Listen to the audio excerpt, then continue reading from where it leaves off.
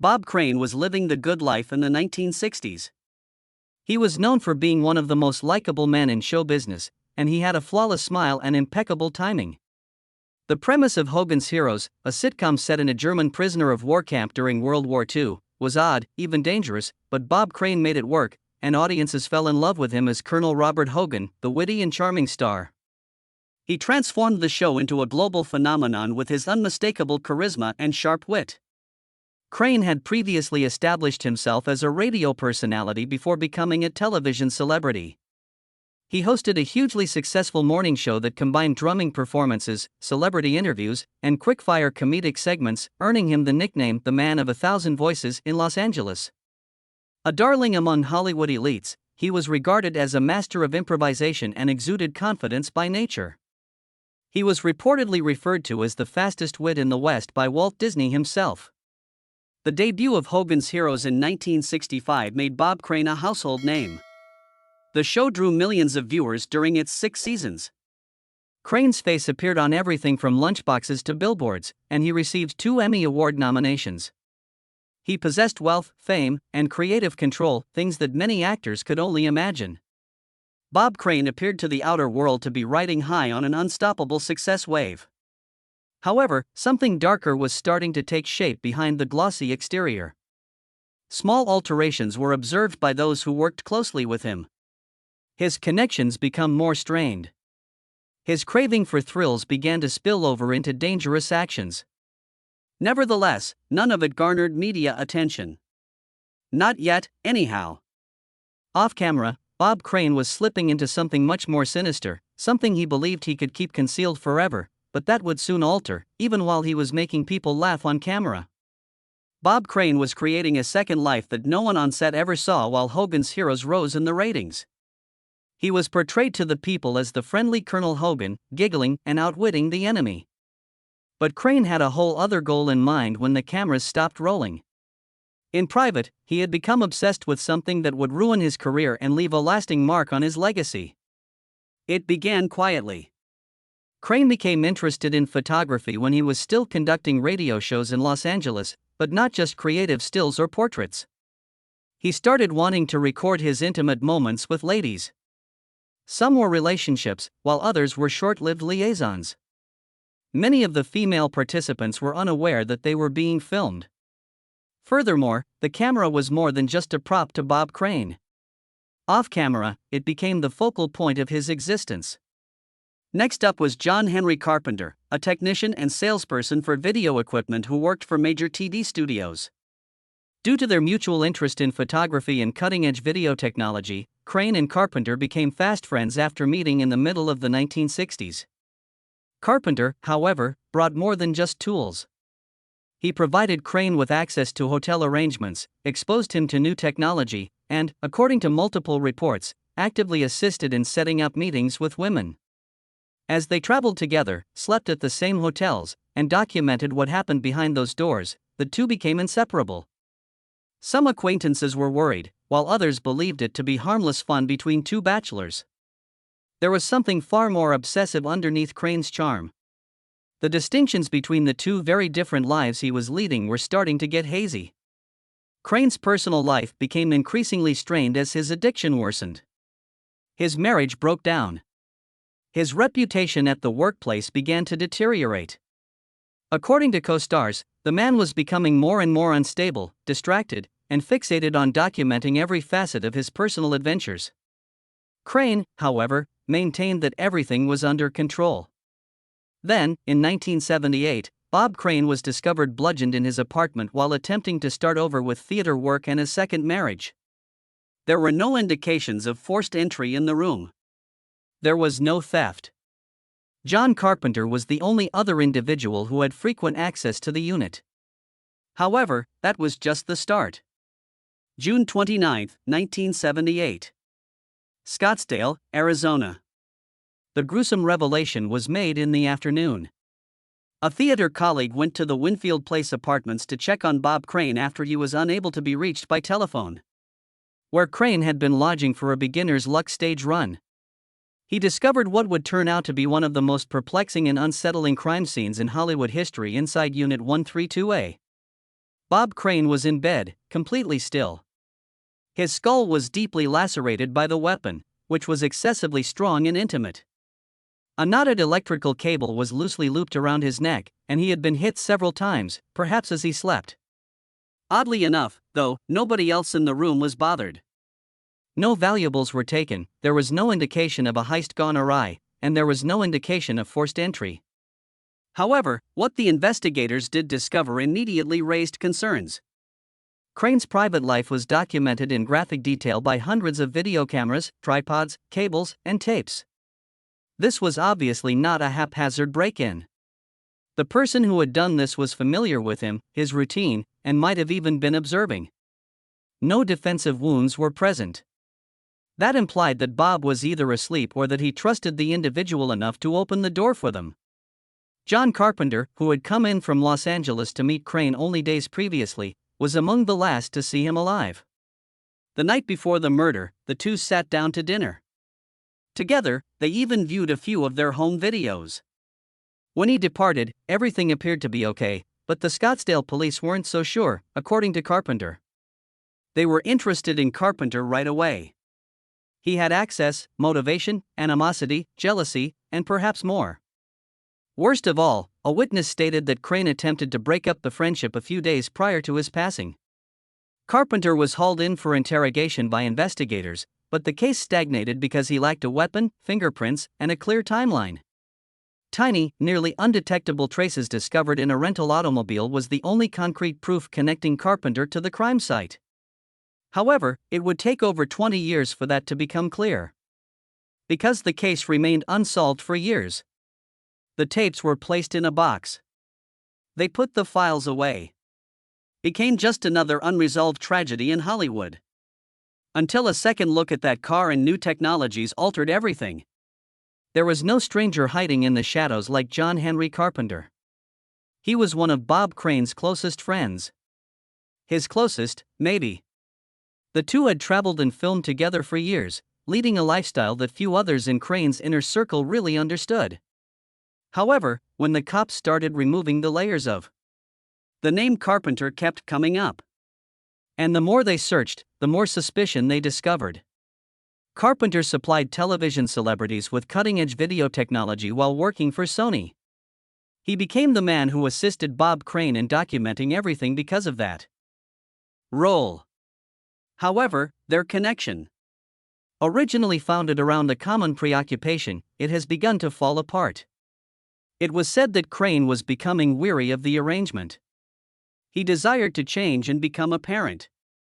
He was trying to break away from the way of life that had dominated him for so long after getting remarried. Later, a number of friends recalled that Crane had informed Carpenter that their friendship was terminated. After detectives looked into Carpenter's journey to Scottsdale, that information had fresh significance. He flew in to spend time with Crane, stayed close by, and was spotted several times in the days before the night before Crane passed away. They also had dinner together. They went back to Crane's flat. They viewed recordings. Then he returned to his own motel, Carpenter said. However, there were issues with his account. First, a hotel worker recalled witnessing Carpenter arrive considerably later than he said. The rented automobile came next.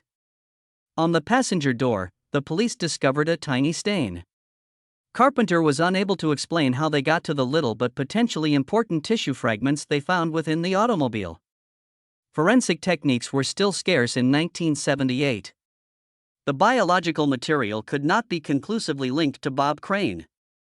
Furthermore, no charges were brought in spite of growing suspicions. It was circumstantial evidence. There was no evidence of a murder weapon. Carpenter was not linked to the site by any fingerprints. So he went free. However, he didn't leave the limelight. In interviews, Carpenter denied all of this and said sensationalists were twisting the facts. But he was already guilty in the court of public opinion. Crane's passing would always be associated with his name. Researchers were unaware that science would soon catch up, and when it did, the case would once again make headlines.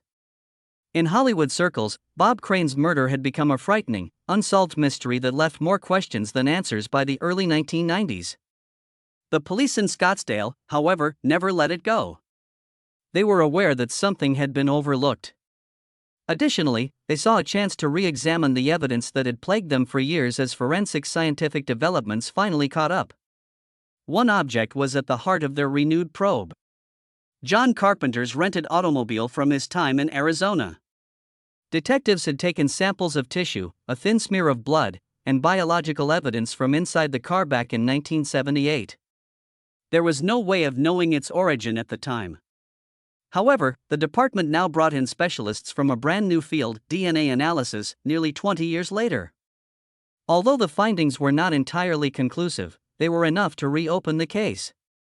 The tissue bits most likely came from Bob Crane, according to a partial DNA match. It was sufficient to restore John Carpenter to the public eye, this time as a defendant, even though it was not the smoking gun that the prosecution had hoped for. Carpenter was taken into custody and accused of killing Bob Crane in June 1994. The entertainment industry was rocked by the news. Carpenter had been able to live in relative anonymity for years. Reporters now set up camp outside his house, sifting through his background and splattering his image on all of the nation's tabloids. It was a prosecutor's worst nightmare. No eyewitnesses were present. They had never found the murder weapon. Despite its strength, the DNA evidence proved inconclusive. Additionally, the majority of the physical evidence lacked a clear chain of custody due to the initial crime scene's contamination and poor preservation. Prosecutors persisted nonetheless. They thought that Carpenter's envy, his rejection by Crane, and his potential desperation as his access to Crane's world started to disappear were the main factors. They maintained that Carpenter acted out of rage after feeling abandoned and degraded. A contrasting picture was presented by the defense. They asserted that the motive was entirely hypothetical, the evidence was weak, and the DNA was too deteriorated to be trustworthy. The trial unfolded in the courtroom like a drama suited for television. The prosecution exposed Crane's bizarre double existence by playing audio of his secret recordings, displaying graphic images, and more. However, they unintentionally exposed the entire scope of Crane's covert obsessions in the process. The jury's decision went beyond simply finding Carpenter guilty. They were expected to navigate a maze of deceit, addiction, and exploitation. Following weeks of testimony, the jury returned a verdict in 1995. John Carpenter was found not guilty. Once more, the case was abandoned. One individual, however, was unable to let it go. One person refused to let the headlines fade and the courtroom lights dim.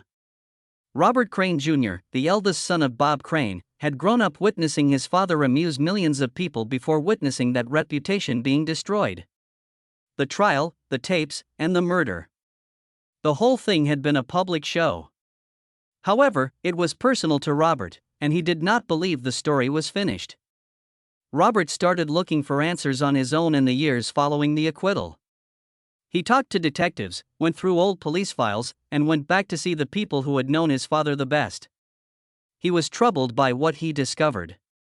Inadequate evidence management, missed deadlines, important details that were disregarded, and most importantly, he was still plagued by John Carpenter, the guy who had previously referred to his father as his best friend. Carpenter was more than simply a suspect in Robert's eyes. He was the final link in a web of deceit and secrecy that had robbed their family of everything. Robert's interviews were direct. Regardless of the jury's verdict, he thought Carpenter was guilty and the legal system had failed. However, Robert's goal went beyond assigning guilt. It was about taking back the narrative of Bob Crane's true identity.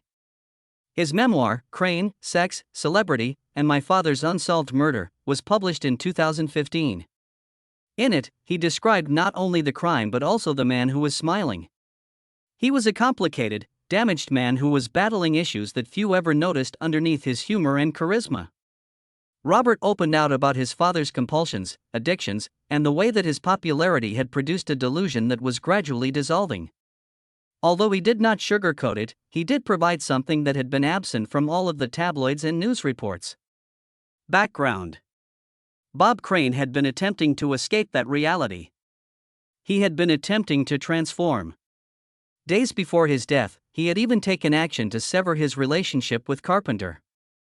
And more than any picture or judicial transcript, that particular detail, which was taken from a private letter Bob sent just before he was murdered, haunted Robert. It conveyed a strong emotional message. Bob Crane was betrayed in addition to being murdered. Robert tried to make sense of it all for decades. But regardless of how much he discovered, one thing was certain. His father had been let down by the legal system, and it was unlikely that the world would ever learn the whole truth. Robert was more troubled by how quickly the world had moved on than by the mystery surrounding who had done it. When things became messy, the crowd who used to love Bob Crane had left. It was the scandal, not the skill, that they remembered. They recalled the trial rather than the preceding years of innovation and laughter. Robert Crane Jr. therefore took action that the courts were unable to take. He was honest, unvarnished, and human as he delivered the entire story. The story of Bob Crane is frequently reduced to rumors and headlines. A friend turned suspect, a suspicious death, or a TV personality with a sinister secret. However, the reality is much more disturbing and human. He didn't have a straightforward up and down life. It was a gradual disintegration, entangled with addiction, loneliness, and the intolerable burden of celebrity. Crane had been making people laugh for years. He was the life of every room he entered and the focal point of a popular program.